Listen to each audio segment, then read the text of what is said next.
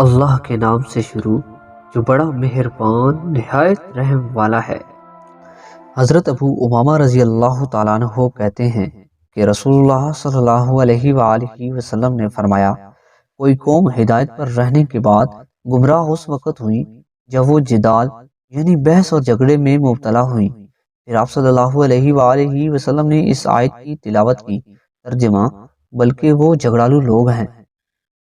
وضاحت: پوری آیت یوں ہے۔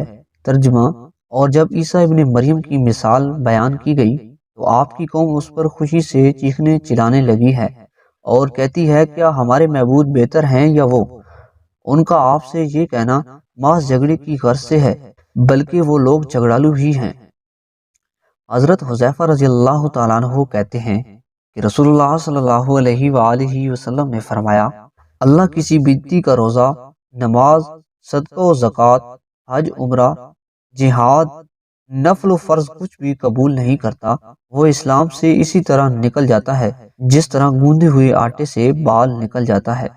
حضرت عبداللہ بن عباس رضی اللہ تعالیٰ عنہ کہتے ہیں کہ رسول اللہ صلی اللہ علیہ وآلہ وسلم نے فرمایا، اللہ کسی بدعتی کا عمل قبول نہیں فرماتا جب تک کہ وہ اپنی بدعت ترک نہ کر دے۔